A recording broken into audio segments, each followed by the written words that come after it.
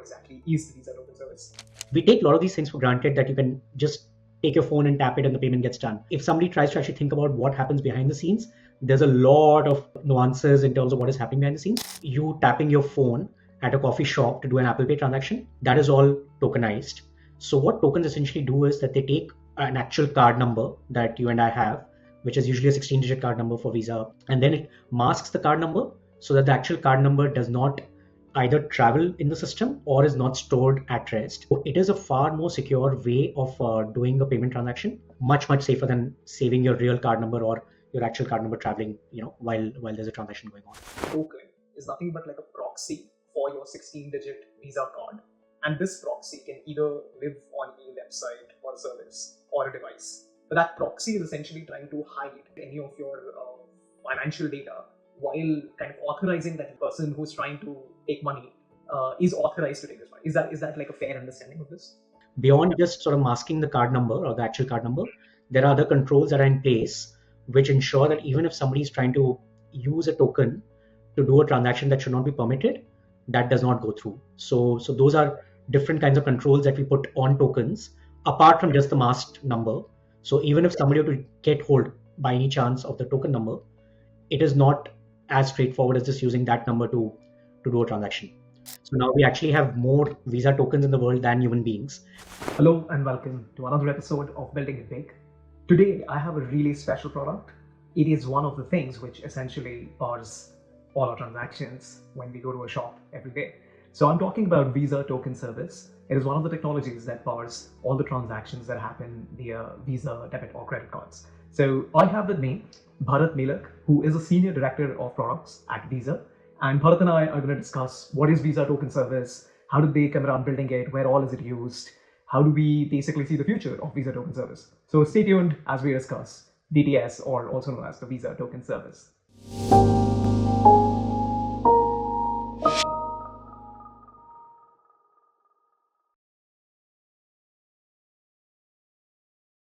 Hello, Bharat.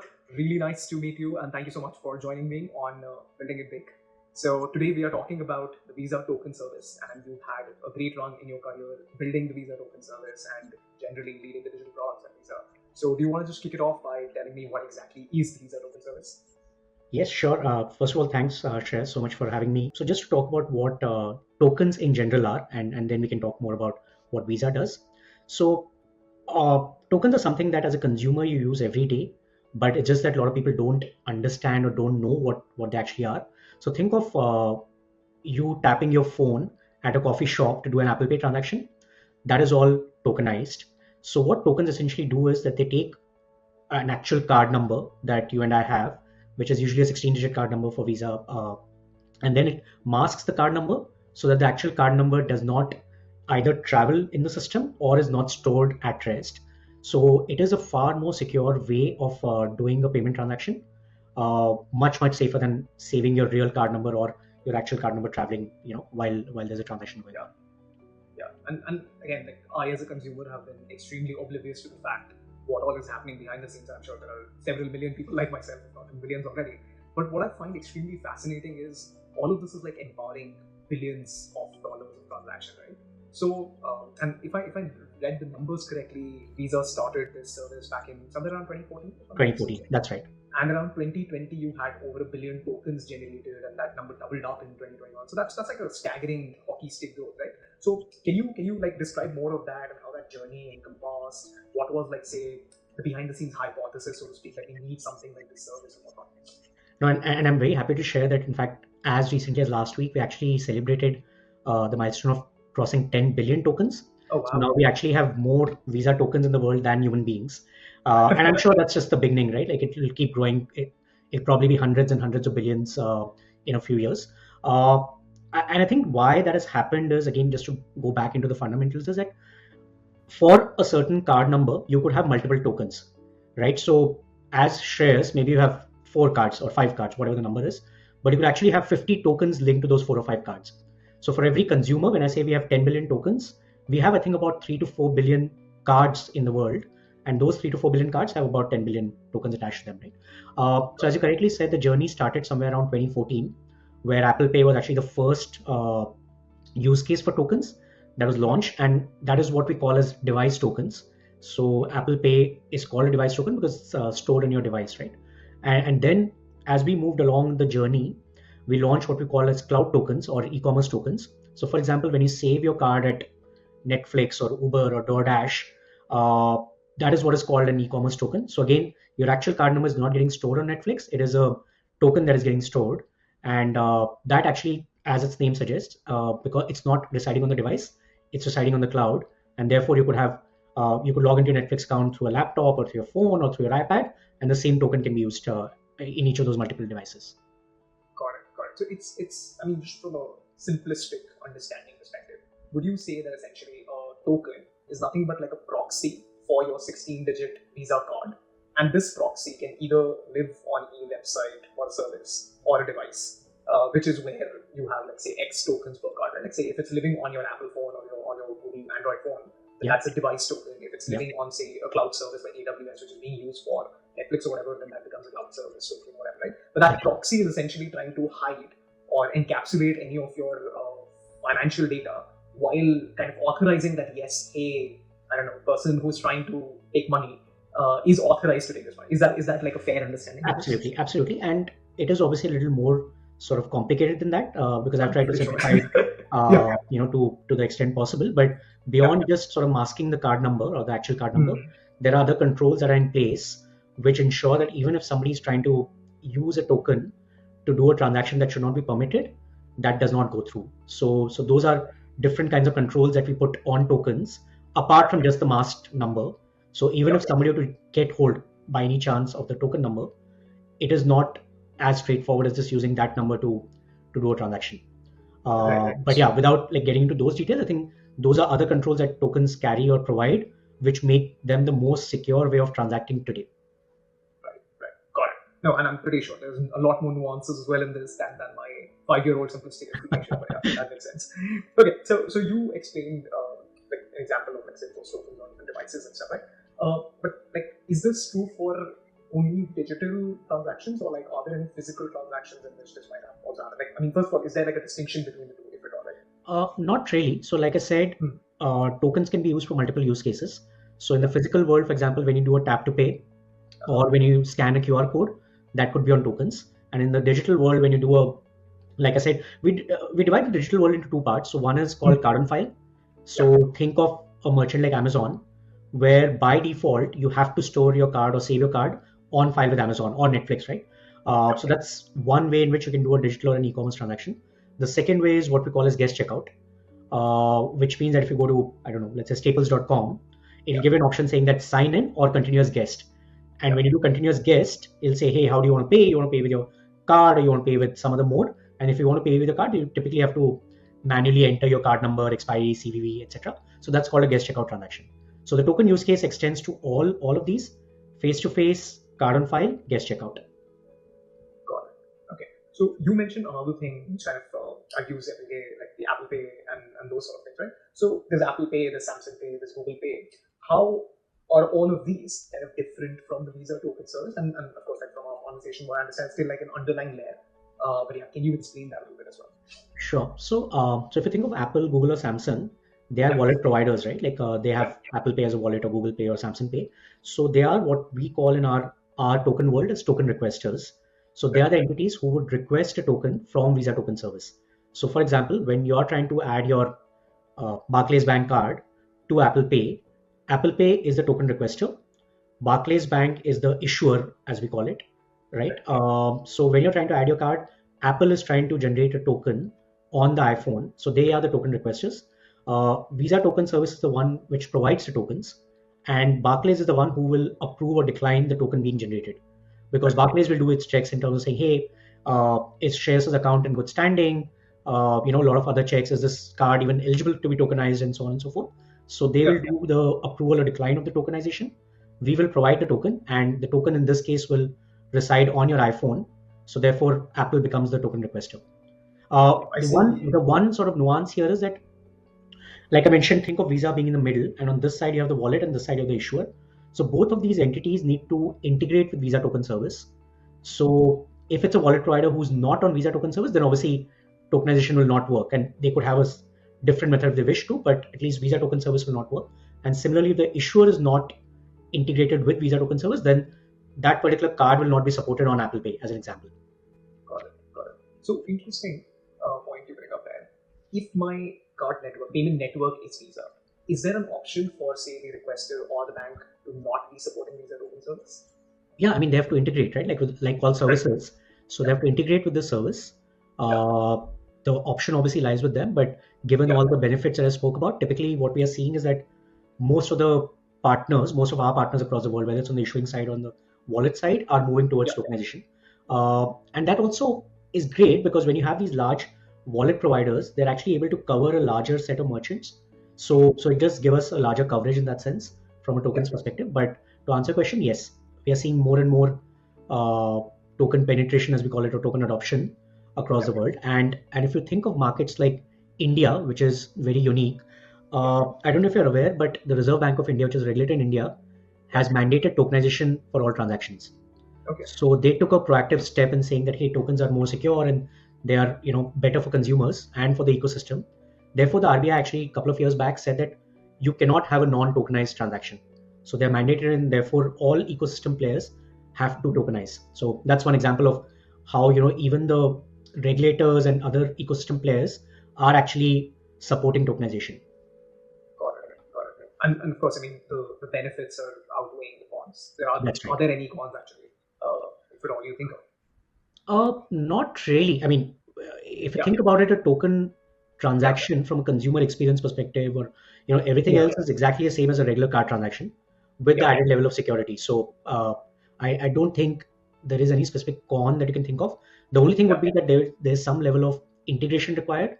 Yeah. Like I said, both on the merchant or the wallet side, and on the issuer side. So that's one thing that the ecosystem has to do. So I don't think Yeah. it's a But I con, think but that's additional effort that they need to do as one-time effort. totally, and that's more of a setup Yeah. ish thing, right? Like end of the day. Got it. So you had a recent launch as well for Click to Pay, if I'm not mistaken. Yes, I mean, Click to Pay has actually been around for a while. Oh, not recent. So it's not very recent, but yeah, it's been maybe Yeah. a few years. Okay. So Click to Pay again. If I remember, I was talking about how in e-commerce you have card on file and guest checkout transaction. So Click to Pay actually solves for guest checkout transactions. So think of Click to Pay as a payment acceptance mark on e-commerce websites, for example. So when you're trying to check out, and let's assume that you've logged in as a guest, like I mentioned, when you're trying to check out in at merchant pages, you will see Click to Pay as an acceptance mark. And what we are doing is that Click to Pay is now a card level feature, which means that the moment you get your card in mail, it comes built in with Click to Pay. So when you're actually trying to use Click to Pay, you don't need to explicitly enroll your card into the Click to Pay service. So coming back to the checkout experience, you'll see Click to Pay as a checkout acceptance mark. You click on that, it'll say, hey, you have shares, you have these three cards saved in your Click to Pay wallet. Which one do you want to use? You say, I want to use this Lloyd's card, a Barclays Bank card, and that's it. And the transaction is over. So you don't need to enter the card details, manually enter the card details, or all of that. So this is a tokenized transaction. You choose it at point of checkout, and that's it. It's a one-click checkout, so to speak, even for Yeah. guest checkout. Yeah. Yeah. Very interesting. So just switching gears a little bit, one thing which you kind of touched upon as well, with financial technology, right? Like the one thing which I find super interesting is there's a lot of balance that you need to have with enabling faster, better experiences. Yeah. At the same time, ensuring that fraud is not happening, and I guess making the right guardrails happen and whatnot, right? So how do you think about that in scenarios with the tokenization? Shreyas, that's a great question. And it takes me back to what I've heard for almost 20, 21 years of my career working in finance, is that if there's no risk, there's no reward either. So finance is an art of balancing risk with business growth. And if you have zero risk, then you probably don't have a business at all. So that holds true for all businesses, including tokens. There'll always be, bad actors in the world trying to get an advantage or a leg up over what you've launched as a new technology. And from our side, we're always trying to find ways to uh, better our technology and capabilities so that we don't have fraud going out of control. So I think tokens, like I mentioned, are the most secure way of making payments today, and we don't see that changing for in the near future. Yeah, got it. I think I completely agree with you on the whole like ill-intended behavior of consumers oftentimes, right? The one place where I've kind of seen that a lot, where I was still working on YouTube monetization, is I saw how people would essentially try to like say have bot accounts or like say have bot viewership and whatnot, just to kind of like gain additional money Yeah. from ads, right? So there are great stories that I have from that point of time as well. I think what one thing which I find totally interesting is in terms of like say fighting fraud, right? It always becomes more of a whack-a-mole sort of a journey, right? Like, oh, you see something, then you try to fund that, and then you move on to the next thing, right? Are there say strategies that you think about while you're building the product, like say when you're launching additional savings and organization service related launches, right? So how do you guys think about like, okay, these are say some known sort of like scenarios, this is the guardrails that we're going to build up for, or are there like say active works that you guys do in terms of like, okay, where all can we crack this and first figure that out and then we plug the holes? Like what is that sort of an engineering mindset, if at all, that you guys do? And that's a great question, right? As we are building products and capabilities, uh, Yeah, think of it as a troika between product, technology, and design. yeah, If you think of all the great brands, let's say starting with Apple, yeah, these three verticals, these three teams are sort of, you can see that from a consumer perspective also, right? It's product, technology, and design coming together, and it's the same yeah, at Visa as well. So when we are actually trying to build some of these products and solutions, we obviously first and foremost look at it from a consumer perspective, saying how should the consumer, or what are the pain points of the consumers, what is the delight that we want to give to them through this product and capability. And as part of the entire discovery process, if I may call it that, you would come across edge cases also, and yeah, some of those edge cases could be, like you mentioned, gaming the system, or it could be outright fraud. yeah, So some of those edge cases get sort of picked up as we are doing the product design process, and then we build guardrails around those. So that's the proactive approach to ensuring that some of those gamers or fraudsters are kept out. And then of course, you launch the product, you do a pilot, you do dog feeding, and then you realize, hey, like this could be a potential scenario that you didn't think of, and then you sort of work on that. So I think what I'm trying to say is it's always an iterative process. You can never sit back and say, hey, like this is like the perfect product. There'll be nothing going wrong with it, either from a fraud perspective or anything else. It is a constant iteration that you need to keep doing, get feedback from clients, get feedback from customers, be aware of what's happening around the world in terms of trends and what have you. So I think there's no easy answer to the question that you asked. It is always evolving, always iterating. So you have to be, as a product owner or product manager, be on top of all the trends, get client feedback, get market feedback, and see how you can either plug the gap or proactively do something that will not have, that will ensure that the situation does not arise. yeah, yeah. I think the reason why I had a smile all along is like you have massive years of experience and like you've built so many products which are out there in the market, right? I keep harping on this point often that there is no perfect shot. You need to Yeah. keep iterating and like just coming and like reinforcing that whole point from you just kind of like makes me happy as well. So that's great. I think the other thing which you kind of like mentioned in that was more around like how do you launch in different phases and stages. You do pilot testing and Yep. documenting and all that, right? That brings me to a point about like the go-to-market strategy, right? So something as massive as this, how do you, and given Visa is of Yep. course in the network and it has all the network effects playing for it, how do you think about GTM or go-to-market strategy from a perspective of like say being that layer which is on the requester side and on the merchant side, or the issuer side, sorry, as well? Yeah. So, Shreyas, obviously we are a platform as well, right? Yep. So we are, in a very simplistic sense, a two-sided platform, like you said. On one side, you have the issuing side, which is, let's say, the banks that issue the credentials. And I'm calling credentials and not cards because it does not need to be a physical card; it could be a digital credential also. So you think of the issuing side and think of the acceptance side. And when I say acceptance side, I am talking about it largely or more sort of widely in terms of talking about merchants, talking about wallets, and so on and so forth. Uh, so the beauty or the pain of a platform is that it takes time to scale up, and once it scales up, you get those network effects, right? So think of any other platform or network. Think of Meta, think of Google. Uh, they all are like two-sided or multi-sided platforms or networks. So for us also, the go-to-market is not simple by any stretch of the imagination. You need to have both the sides of the ecosystem ready when you're launching a product. You cannot launch a product if, let's say, it's only the issuing side that's ready and the acceptance side is not ready, or vice versa. So we always keep referring to this as a chicken and egg situation.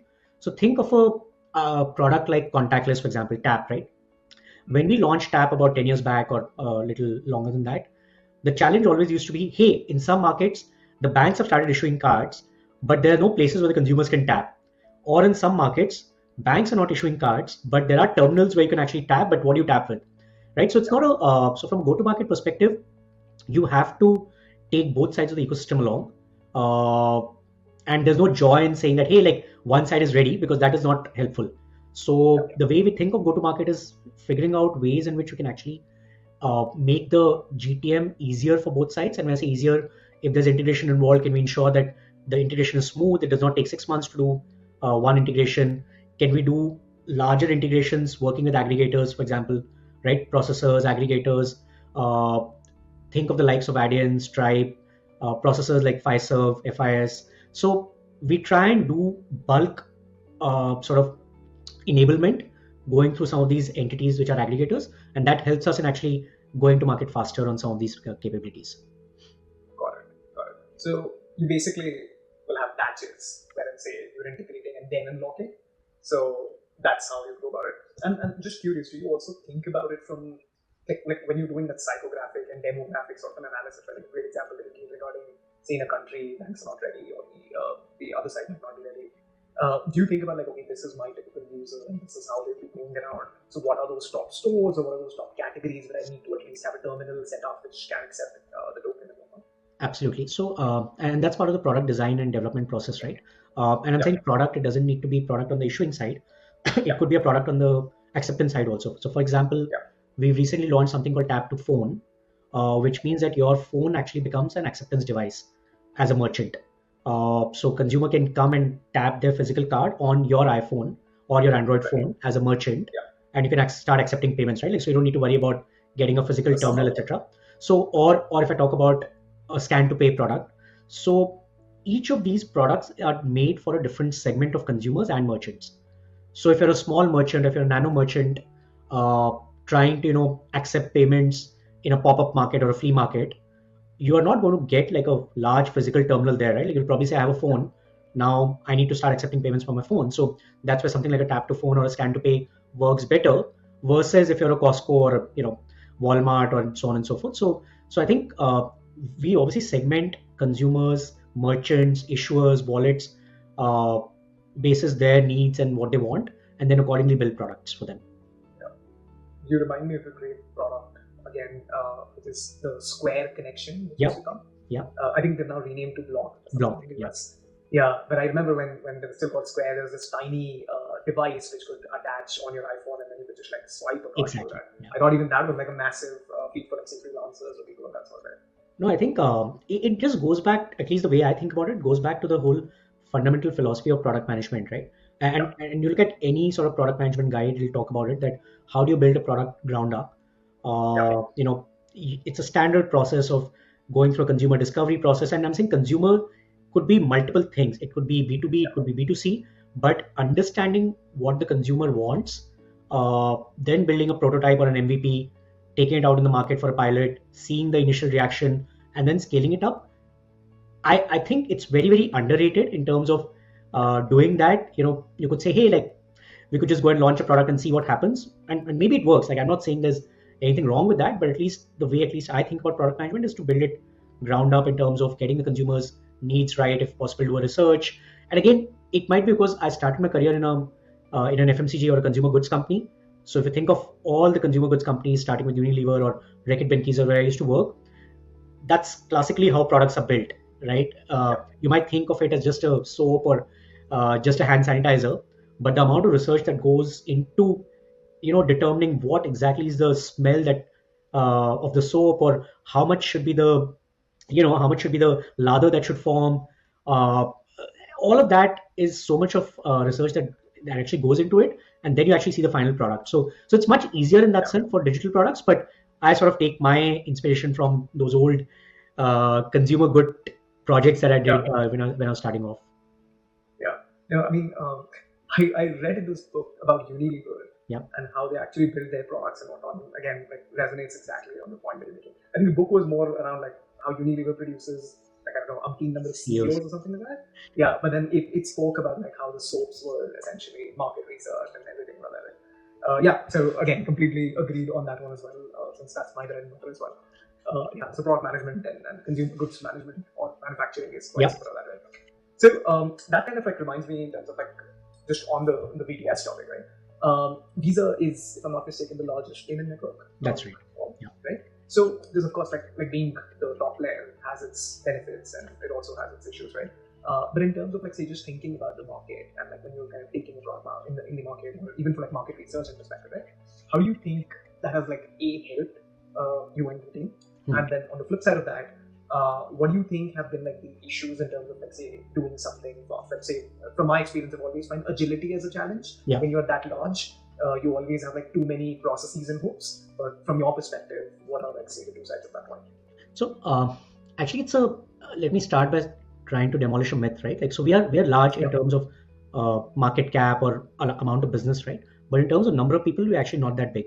We're about 25,000 people globally, which if you compare with companies of similar size, they would probably have many more employees, right? Like so the reason I shared this is because that actually helps us in being quite agile and quite fast.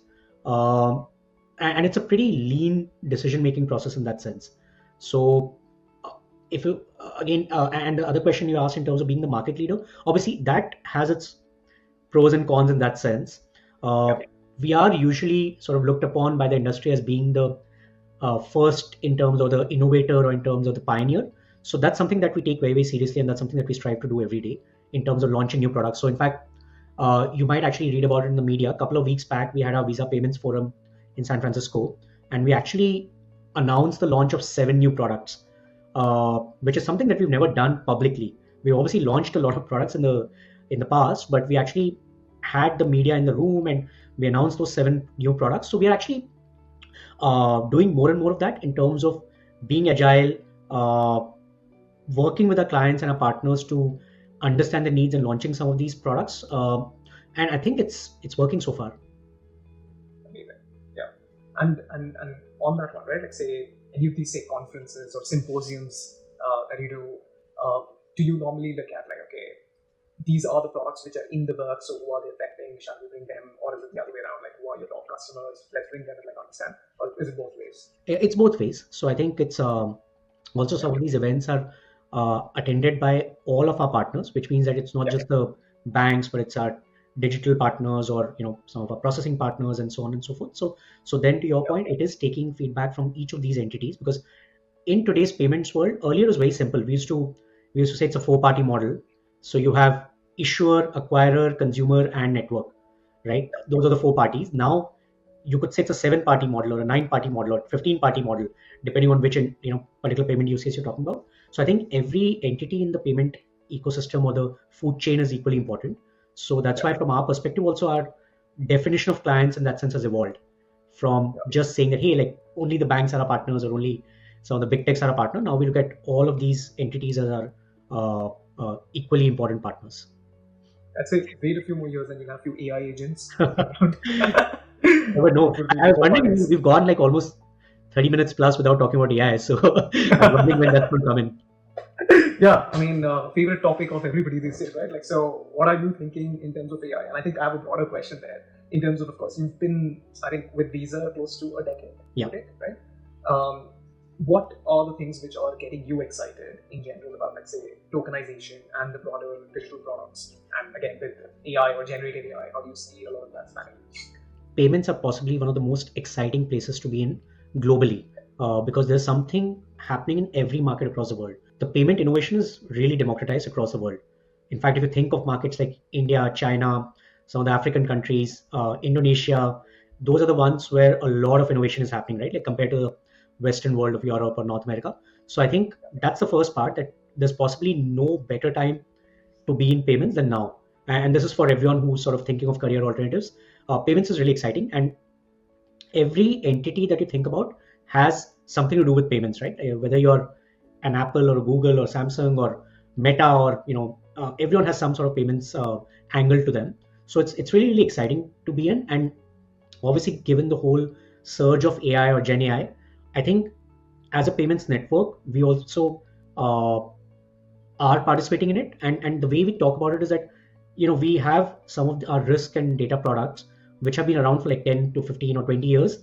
It is AI, but it wasn't called AI then when, we launched those products. But obviously now we're looking at how we can better integrate Gen AI into some of our solutions. And again, as part of Visa Payments Forum, we launched something called data tokens, which use AI technology, etc. We should not think of AI as something which is very something very fancy, which only few select people know or understand. It is something that we all of us are using in our daily lives. It's not AI that will make people lose jobs, but it's the people who do not use AI or do not get comfortable with AI who are likely more at risk. Yeah, I think complacency is kind of like what Yeah, gets to people, right? Like they're like, okay, I'm done learning. I mean, yeah, like tangent, but I mean, I get inspired by you, how you keep learning every day. Like I see some new articles, some new coursework, whatever you keep doing. Right? So I think that is the kind of mindset which kind of yeah. gets you out of that zone, puts you in, right? And again, I completely agree with the other point you mentioned around AI has been around and AI has been a part of our life, right? I think just from a network, payment network perspective as well, like since we were talking about fraud, I think all these fraud detection algorithms have been around, which Yeah. are essentially pattern recognitions, which is nothing but artificial intelligence, right? Which people don't realize, but then with your what do you call remit of like digital products, I'm sure you're working and you have, of course, like built a bunch of those as well. Absolutely. And to be fair, I think Gen AI is new. Yeah. When you talk about Yep. text to image or text to video, and what OpenAI is doing, I think that's quite Yep. new. Yep. Look at Chat GPT and now the kind of use cases that they're supporting. It's just mind-boggling, right? Like you never thought of it even Yep. 2 years back that you could just like type in text and you could get like a picture, or you could get like even videos, or you could have kids learning through Chat GPT and all of that. So I think Gen AI is definitely new. But to your point, AI, or in its very basic form, machine learning, has been around for a Yep. very long time, and I think all companies have been using it. It's just that now it's obviously become almost mainstream, so to speak. Yeah, yeah. So you mentioned already, but I'm still going to ask you this. So people who are interested in the payment space, and since you think it is one of the green pastures or like definitely interesting or insightful parts of the industry to be in, what are say some key advice that you would give to any young builder, whether that's like an engineer, a product manager, a budding coder, right, to do now such that they could really have a career in payments and in fintech largely? Um, there's again no, I would say there's no one size fit all answer, for Yeah, this. I think first and foremost you have to uh, really be passionate about it. And again, like somebody might say, hey, like how can I be passionate about it if I don't know what it entails, right? So I yeah, think that is something that you could build in terms of just reading up on what's happening in the payments ecosystem, as a consumer, being just curious and enthusiastic about what you're seeing, right? Like, so we take a lot of these things for granted that you can just take your phone and tap it and the payment gets done. Uh, if somebody tries to actually think about what happens behind the scenes, there's a lot of nuances in terms of what is happening behind the scenes. So I would say number one is curiosity, because that will then take you down the rabbit hole of, hey, why does this work the way it's working right now? Can it be done better? Is there a different way of doing things? So I would say that's number one. Number two, at least from my perspective, is if you somebody's aspiring to become a product manager or get into payments or fintech in general, uh, you need to be able to connect the dots, because I think a lot of our work is just working with a lot of ambiguity and trying to make sense of ambiguous situations and structuring them. So structured thinking and ability to connect the dots is very important, and I'm talking about some of the characteristics that an individual should have to sort of be able to do really well in this sort of industry. So I'd say curiosity, lifelong learning that you mentioned, like be always open to new ideas, new suggestions. I think you really die from a career perspective the moment you say that I know everything and nobody can tell me what to do or how to do things, right? So it doesn't matter how many years you worked in a particular company or an industry, and you meet somebody who just started, that person actually might be able to give you an input which you never would have thought of. So just being open to different kinds of ideas and exploring different kinds of ideas is probably the fourth thing that I would say. got it. Yeah. These are all great points, and I think one thing which you just reminded me of is like curiosity, like that childlike curiosity, Yeah. right? Like it just withers away with time, but yeah, just kind of like keep coming back to it is like really important. So that brings me to the end of this conversation. Thank you so much. This was extremely insightful. I learned a lot. Yeah, I and learned a lot thanks, too. thanks so much. So this was our conversation with Bharat Melag. Bharat is a senior director of products for digital products at Visa. And one of the launches that he and his team has worked on is the Visa token service, which is the underlying technology for a bunch of digital and physical transactions that happen daily at a global level on Visa cards and Visa network. So there are lots of things that we learned today. The things that Bharat mentioned, which will help you essentially build a great career in the industry. You need to always stay curious, make sure that you are always open to learning, you're trying to understand how something works, have that childlike curiosity, then just be extremely passionate. Like say even when you're working in the payments sector or like any other industry for that matter, unless you're passionate about it, you really cannot do much. So just make sure you don't let that passion fizzle out. We had a great conversation. I hope you enjoyed it too. So for the next times, please stay tuned, keep watching, like, share, subscribe, and I will get you another episode on Building It Big. See ya.